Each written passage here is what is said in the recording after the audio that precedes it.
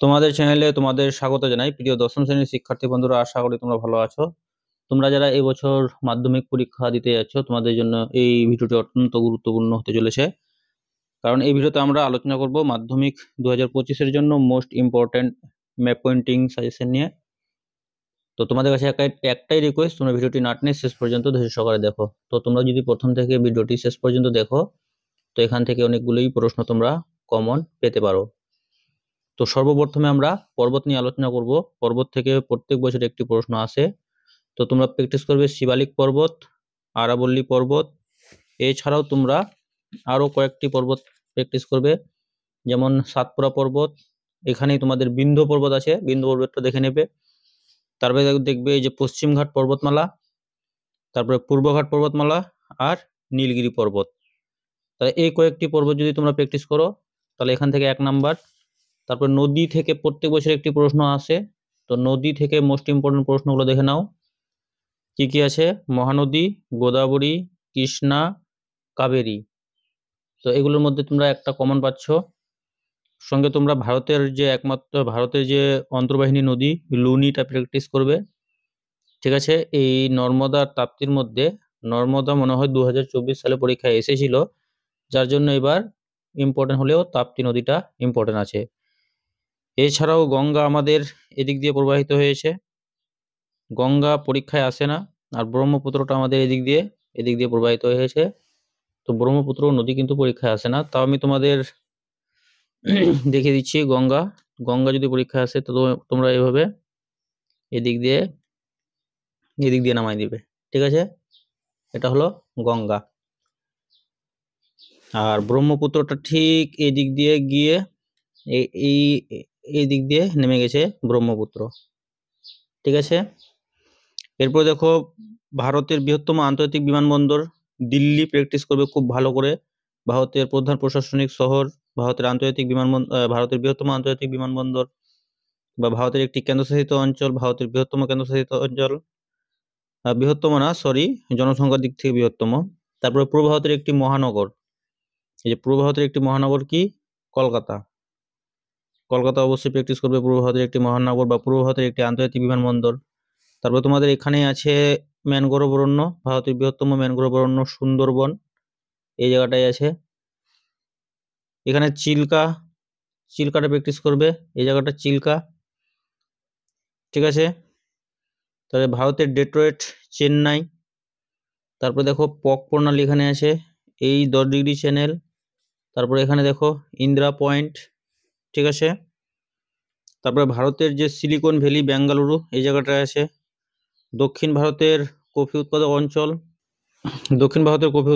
এই যে এটা দক্ষিণ ভারতের কফি উৎপাদক অঞ্চল বা দক্ষিণ ভারতের চা উৎপাদক অঞ্চল। ঠিক আছে? এখানে আমাদের নীলগিরি পর্বত আছে, ভারতের সিলিকন ভ্যালি বেঙ্গালুরু। মুম্বাইটা এখানে করা হয়নি। মুম্বাইটা দেখো ভারতের মূলধনের রাজধানী মুম্বাই, তোমরা এই জায়গাটা প্র্যাকটিস করে নেবে। মুম্বাই ভারতের আধুনিক বন্দর নভোসেবা এই পাশেই আসছে। ঠিক আছে? মুম্বাই ভারতের বৃহত্তম মহানগর, মূলধনের রাজধানী, ভারতের মূলধনের রাজধানী মুম্বাই, ভারতের প্রবেশদ্বার মুম্বাই। তারপরে ভারতের বৃহত্তম পেট্রোরসায়ন শিল্পকেন্দ্র জামনগর এখানে আছে। ভারতের একমাত্র শুল্কমুক্ত বন্দর কান্ডালাই এই জায়গাটায় আছে। তো এগুলো তোমরা প্র্যাকটিস করবে ভালো করে। ঠিক আছে? ভারতের থর মরুভূমি অঞ্চল এই জায়গাটায় আছে, বা ভারতের মরুমৃত্তিকা অঞ্চল বা থর মরুভূমি, ভারতের কি বলবো, ঝোপঝাড় জাতীয় যে উদ্ভিদগুলো হয়, জাঙ্গল উদ্ভিদ বা মরু উদ্ভিদ।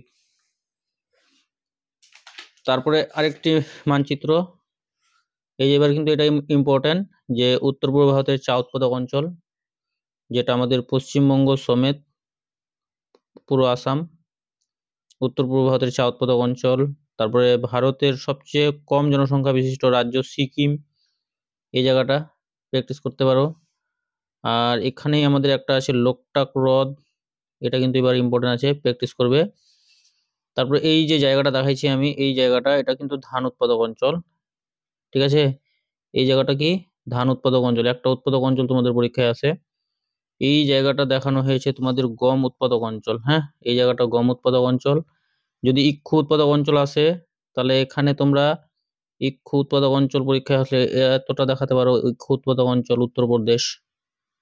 এই যে মিলেট উৎপাদক অঞ্চল, ভারতের কার্পাস উৎপাদক অঞ্চল বা কৃষ্ণ মৃত্তিকা অঞ্চল, এই জায়গাটা দেখাতে পারো। তারপর এবার ইম্পর্টেন্ট উপকূল যেগুলো আছে, বছরে দুবার বৃষ্টিপাত যুক্ত অঞ্চল, করমণ্ডল উপকূল, তোমরা এখান থেকে এই পর্যন্ত দেখাতে পারো। তারপরে মহারাষ্ট্র উপকূল বা কোঙ্কণ উপকূল, পশ্চিমঘাট পর্বতমালা, পূর্বঘাট পর্বতমালা আগেই বলা হয়েছে।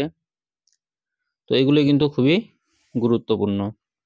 আর চারটা যে বৃহত্তম মহানগর আছে সেগুলো প্র্যাকটিস করে নেবে, যেমন কি কলকাতা, দিল্লি, তারপরে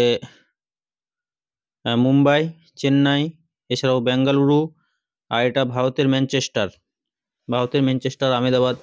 এই যে তোমরা এটা দেখতে পাচ্ছ, এটা কিন্তু ভারতের ম্যানচেস্টার।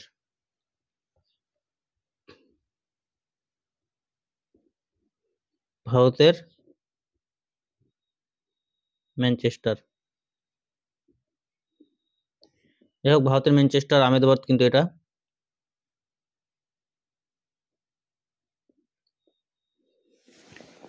তো এই ছিল কয়েকটি গুরুত্বপূর্ণ ম্যাপ পয়েন্টিং। এগুলো তোমরা যদি প্র্যাকটিস করে যাও, আশা করি এখান থেকে অনেক প্রশ্নই তোমরা কমন পাবে।